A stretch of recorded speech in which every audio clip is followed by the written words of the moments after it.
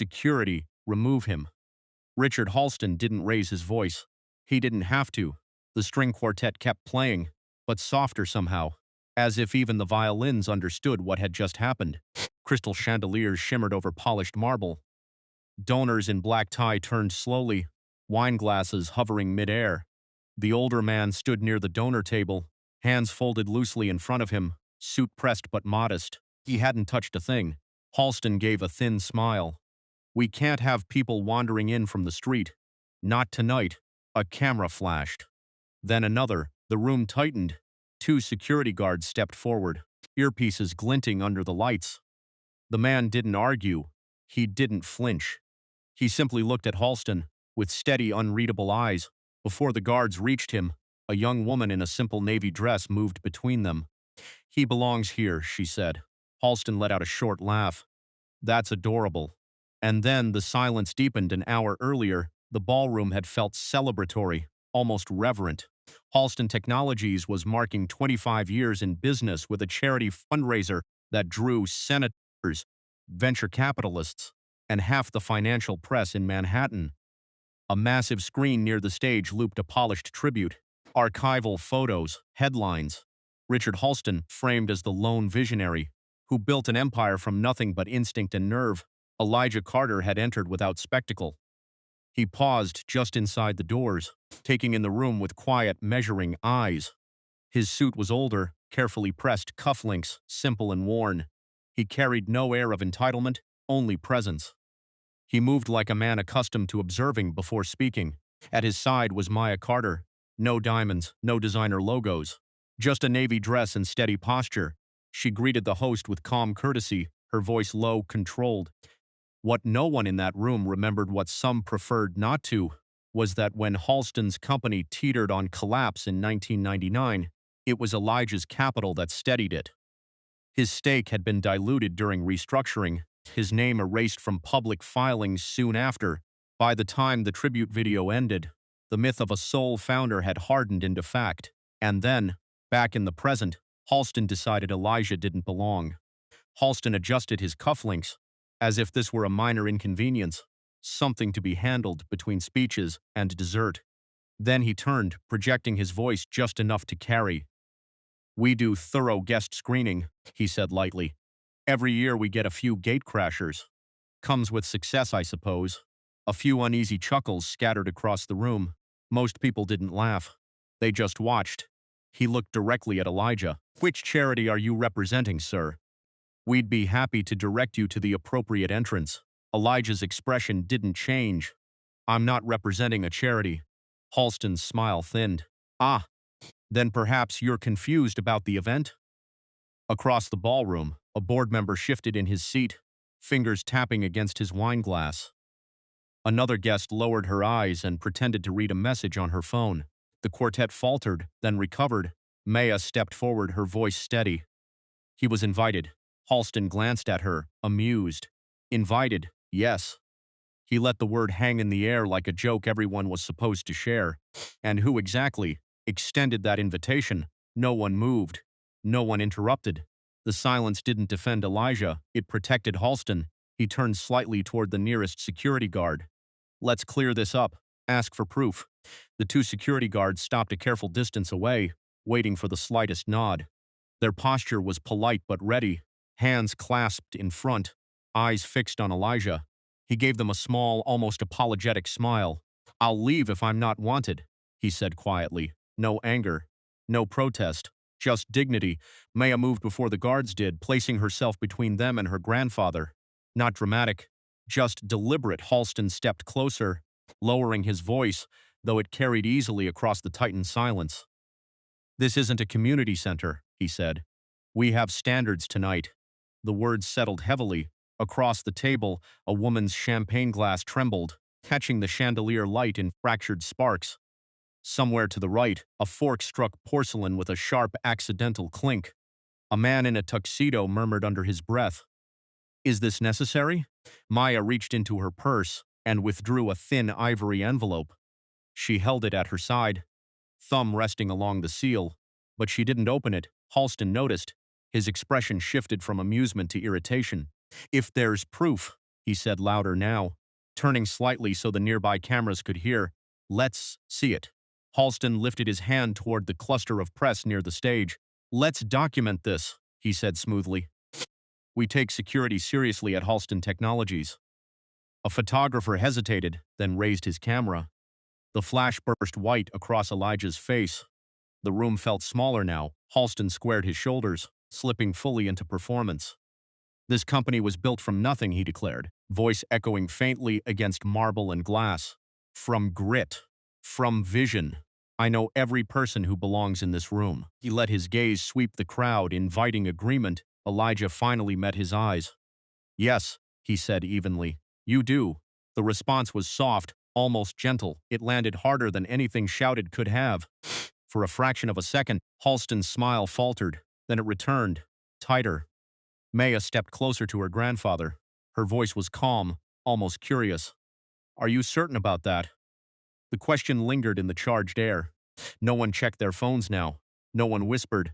Maya lifted the ivory envelope, and this time she broke the seal. The paper made a soft tearing sound as Maya opened the envelope.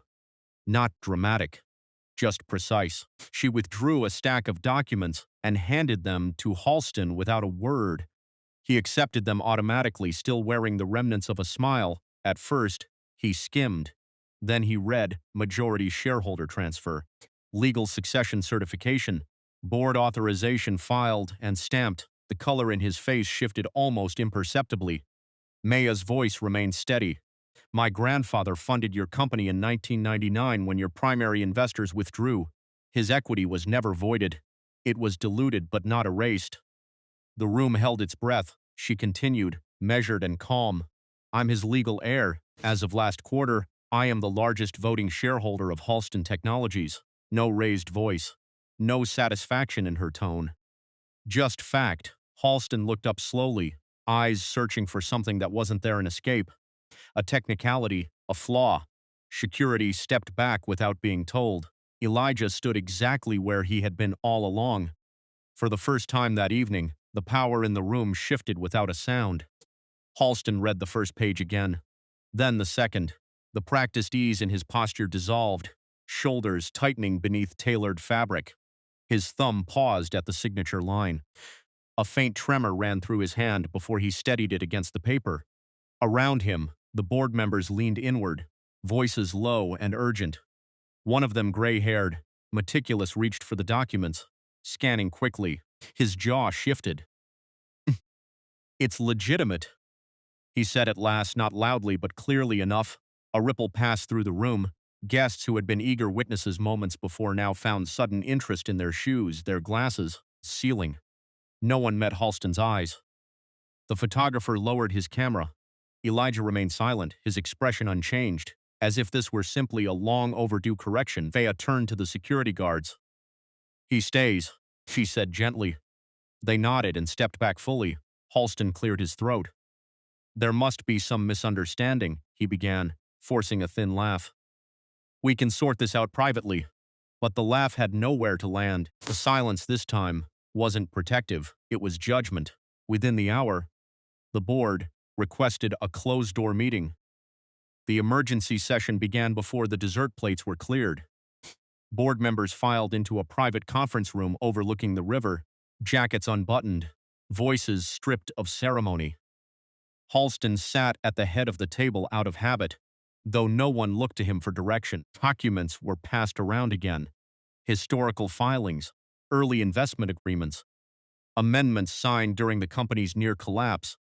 What had once been buried in footnotes now read like deliberate omission. General counsel spoke carefully. There appears to have been a suppression of minority investor attribution during restructuring. The founder narrative in subsequent filings is incomplete. Incomplete? One director repeated quietly. Potentially misleading. By midnight, an outside firm had been contacted. Within 48 hours, Halston was placed on administrative leave pending investigation. The company issued a restrained public statement acknowledging historical oversight in early capitalization disclosures and announcing a full independent audit. Financial media picked up the story before the markets opened. Shareholders reacted not with panic but approval. Governance reform signaled stability. Transparency steadied the stock. Weeks passed. The audit findings were direct. Early investor credit had been diluted publicly as well as financially. Fiduciary duties had been narrowly interpreted, reputations selectively elevated. Halston resigned before the board could vote. Soon after, the SEC confirmed a formal inquiry into prior disclosures. Corporate bylaws were amended to require permanent recognition of founding investors and stronger protections for minority stakeholders. The changes were dry on paper, but seismic in meaning. When reporters asked if she would assume the role of CEO, Maya declined. Leadership isn't ownership, she said simply. An interim executive was appointed. At the next quarterly meeting, Maya announced the Elijah Carter Fellowship, funding underrepresented founders who lacked access to traditional capital. Elijah sat in the front row, hands folded. Saying nothing, accountability, this time, moved through institutions, not applause. And then, quietly, the noise began to fade. Months later, there were no chandeliers, no string quartet, just a modest auditorium inside the company's original downtown building, the one that still smelled faintly of old carpet and fresh paint. A new plaque hung near the entrance. Founding investors. Elijah Carter's name appeared beneath the date, 1999. He stood in front of it for a long moment, reading it as if it belonged to someone else. Employees gathered quietly, offering handshakes instead of applause. No speeches about redemption. No dramatic apologies. Only acknowledgement. The current board chair spoke briefly about accuracy, about stewardship, about telling the full story at last. Then he stepped aside. Maya remained beside her grandfather, not in front of him. She answered questions when asked, but mostly she listened. Her presence was steady, protective without being possessive. Outside, the headlines had moved on. Halston's name surfaced occasionally in legal columns, then less and less.